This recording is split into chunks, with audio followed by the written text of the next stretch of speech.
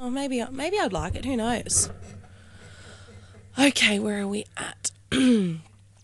Sun969, good morning. It's your more music request workday. All thanks to Petter Suspension of Brakes and Tyre Right, Alice Springs. You're here with Loz, and we're going to get into part 2 of the Ramble with Nigel. Yes, we've been chatting off air about Harry Potter. I think we opened up a really good topic. I sort of rambled a little bit to start with, and then we got into a real rich vein, if you like. Yes. Rich vein, because you and I have been chatting off air. In fact, you've done the chatting, because I'm just sitting here going, wow. Because I've never read the books to Harry Potter, and you've just filled me in on a whole lot of stuff that's in the books. I'm very, very passionate. This is like I'm showing my nerd here. Well, you are showing your nerd, and I'm a little nerdy, but I'm nowhere near as nerdy as you on this topic. Yeah, I mean, and I'm really excited because you're telling me things. I've telling you things that I did, like you're filling gaps for me that I have that no idea. were in the books that weren't in the movies. Some of it I'm not following, as you say, because as usual, I've been up since early hours. But I think for me, there's two ways of going about this. Now, I can pick up the books and try and read them, and I'll fall asleep. Or I can listen to the audio and I'll fall asleep as well. So I really don't know which way to go, because when I either read or listen to books being read to me, I just fall asleep.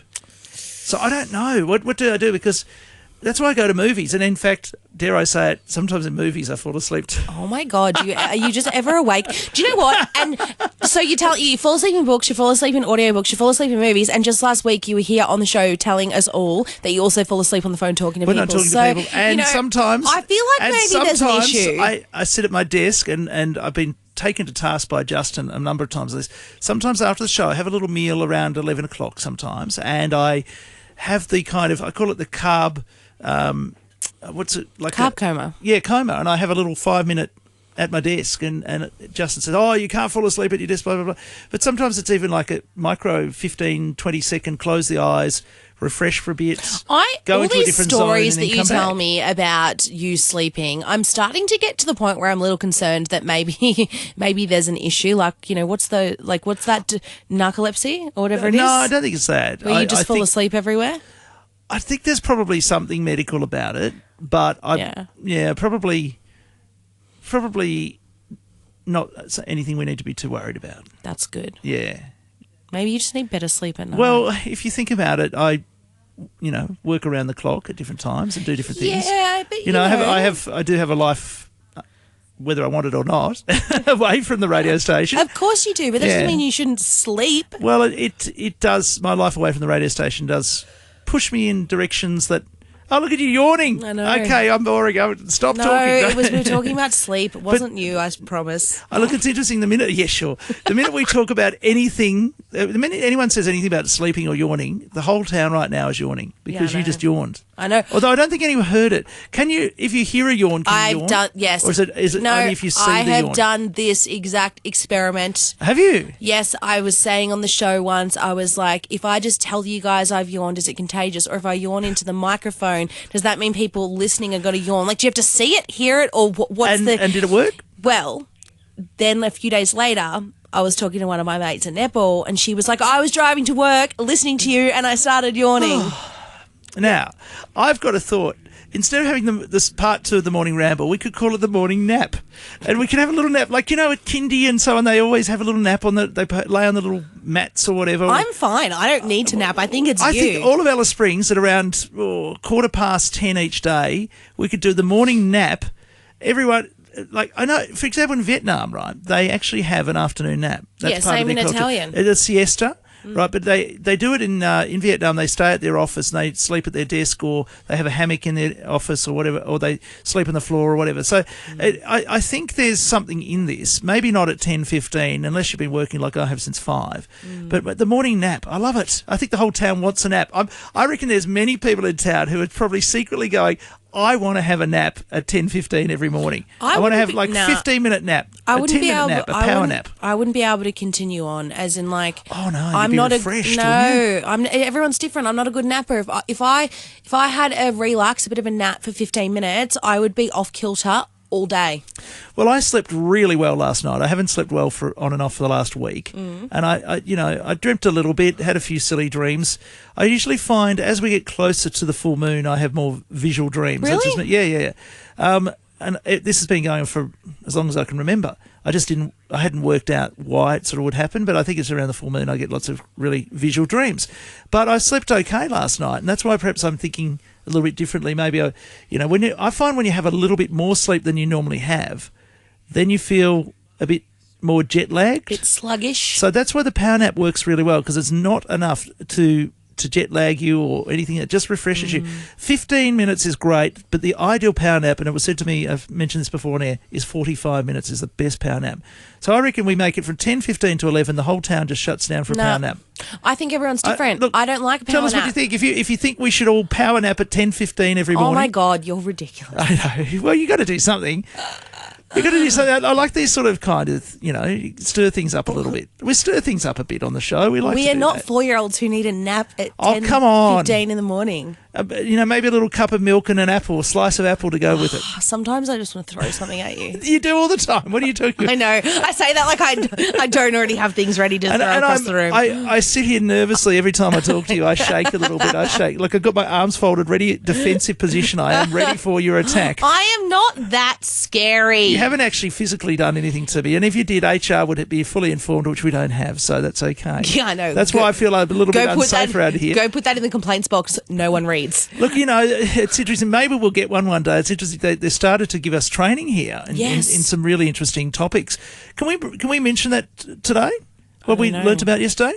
I don't know. Can we? I think we can mention the topic and not really go into it. What is doxing?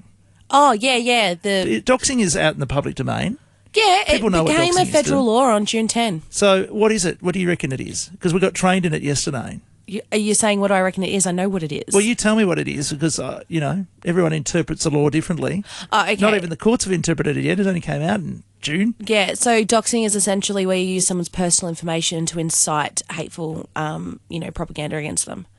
So if I was to get on the show and have a go at you, right, which happens. Yeah. But then if I was to get on the show and say... Give out my home address or something? Yes. Or give out your address or your email, or even just, your full name, phone number, anything like that, and then encourage, behaviour, for people to harass you, that's doxing. So could you use Facebook to dox someone? Absolutely. So if you got on, say, one of those wonderful Alice Springs pages and said, don't go to this store or go to this store or do this store did this to me or someone did that to me, that would be doxing, wouldn't it? Yes, if you are giving out information and encouraging people to... So private information, like where the person lives, or what about a store? Everyone knows where the store is. If you said, oh, look, don't go to this store because I got food poisoning or whatever. I think when it comes to a business... I kind of feel like that's doxing too. No, this is where the interpretation can be different. So if you go somewhere to a restaurant, let's say, and you do get ill from that restaurant, and it's proven, say, by a doctor that you had food poisoning from what you ate there, then essentially all you're doing is telling the truth. But so is truth still a defence in doxing? Yeah, but you can get on because in defamation, truth is a defence. So you can get on and say, I got food poisoning from this restaurant. Yeah. Not doxing.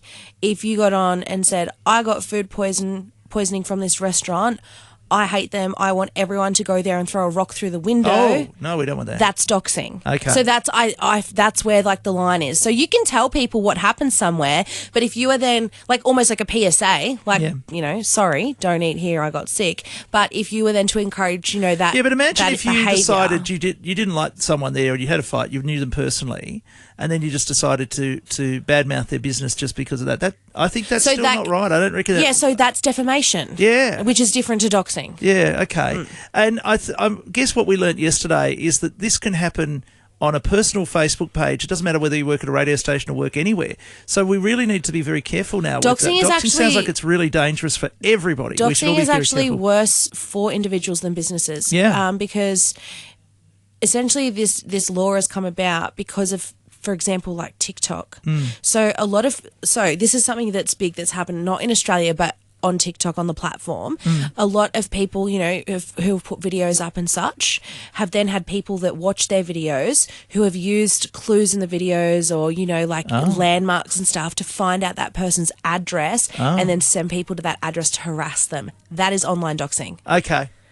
Well, or so they're called let's ask everyone not to dox. So people have gone to extreme lengths to find people's online addresses from videos they've posted online and done things like called in fake reports and gone that's doxing. So it's actually more common online for individuals more so than like, Facebook businesses and I stuff. don't know if this is anecdotal or whether I saw it in a movie or something, where people go into gaming, right? They play gaming and they work out where someone lives, and then they do things to annoy the gaming person so that they are distracted and don't play the game as well. Mm-hmm. So send around, a pizza delivery guy or a fireman. So that's because doxing. when I was a kid, that was what things people would do that. People would, which is such a waste of resources. Yeah, and that's absolutely doxing. Yeah. But on that note, interesting. Anyway, good stuff. Good chat. Stuff. Good chat. We started talking about Harry Potter, finished up talking about doxing. But if there's a song you want to hear, it is your More Music Request Workday. So let us know 800 55969 if there's a song you want to hear.